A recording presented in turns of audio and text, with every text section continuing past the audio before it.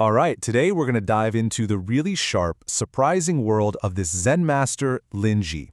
And through him, we're going to uncover a pretty profound and maybe even startling lesson about our own minds.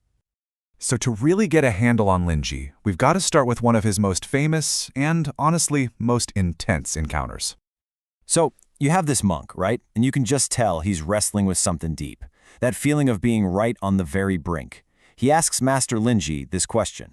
And what he's really getting at is that ultimate moment of risk, That knife's edge between total clarity and just complete confusion. And Linji's immediate reply? Just that. No calm, thoughtful explanation, just a warning. Then, as the monk just stands there, totally stunned, Linji hits him. So, what on earth is going on here? This isn't just some random act of aggression.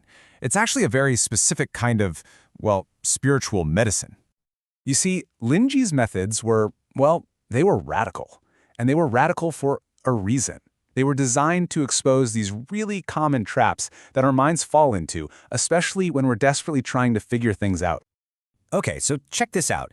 Another monk comes to Linji with a question about this legendary story, right? It's about a practitioner who got so absorbed in his work that he completely forgot about his own body. Now, for the monk asking the question, this sounds like the pinnacle, doesn't it? The ultimate goal, some peak state of enlightenment. But Linji's answer? It's a total curveball. He doesn't see it as enlightenment at all. He sees it as a huge mistake. He says the monk didn't find clarity, he lost it. He basically fell into a deep well. So this specific trap that Linji's pointing to, it actually has a name in Zen. It's called mugi. And what it is, it's like a dull, empty stupor. It might feel peaceful, kind of blank, but it's a total spiritual dead end because there's no bright, clear awareness there. A good way to think about it is like highway hypnosis, Or when you're just mindlessly scrolling on your phone and totally zone out. True Zen practice isn't about spacing out. It's about being acutely, vividly present, moment to moment. So when it comes down to it, Linji saw his students falling into one of two big traps.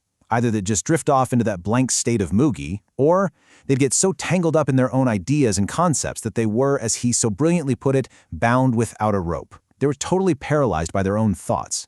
It's basically an ancient version of analysis paralysis.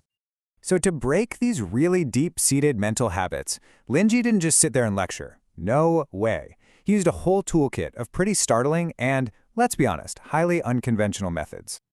Get this. A student asks him to explain ultimate reality in 3 statements. This was his third one. He uses this amazing metaphor of a puppet show. He's basically saying, look, all our thoughts, our feelings, our experiences, they're like puppets on a stage. But the real master, your true self, that's the one backstage pulling the strings. You're not the show, you're the one running it. And this adaptability was absolutely key to his whole approach. Linji would tailor his teaching to whatever the student was stuck on. I mean, if a student was completely obsessed with themselves, he'd take away the person and force them to focus on the world around them. If they were fixated on the outside world, he'd take away the environment and point them inward. And yeah, sometimes he'd just pull the rug out from under both concepts at the same time, or show how they work together perfectly. So to break the mind's habit of just putting everything in neat little boxes, Linji was a master of paradox. He'd use these unsolvable riddles, and they were designed specifically to force his students beyond simple, logical, it's either A or B kind of answers. For example, he'd pose a question like this. Who's better off?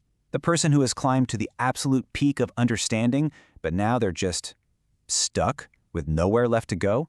Or the person who's standing at a crossroads with all the possibilities in the world, but they're so paralyzed by choice they can't take a single step? See, the point isn't to pick one. The point is to realize that both positions are their own kind of trap.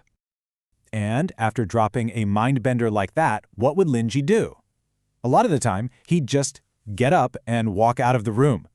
His exit was the teaching. He was demonstrating that the real answer isn't going to be found in more words or more thinking. It's in the radical act of just letting go of the question. Okay, so what's the one thing that connects all of this? All these strange stories, the shouting, the hitting, the riddles.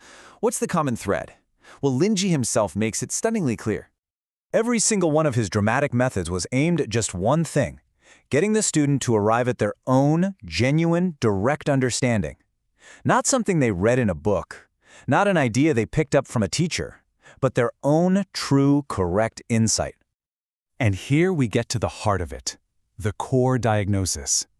According to Linji, the fundamental problem, the reason we keep running in circles and feeling stuck on that razor's edge, is simply a profound lack of faith in our own intrinsic awareness. It's basically the voice of imposter syndrome, always whispering that the real answer has to be somewhere else, with someone else. And this lack of self-trust, it creates a really vicious cycle. See, because we don't trust ourselves, we go frantically searching for an answer from a master, or a special teaching, or some peak experience. And when we do that, we just end up getting pulled around by everything and everyone, and we completely lose our own freedom, our own center. Which brings us to the final and most radical point. Linji just comes right out and says it, that enlightened master, that patriarch Buddha that everyone is so desperately looking for, it's not someone else. It is literally the awareness that is listening to my voice right now. You are the one you've been looking for all along. So, in the end, Linji's entire teaching just flips the searchlight right back on us.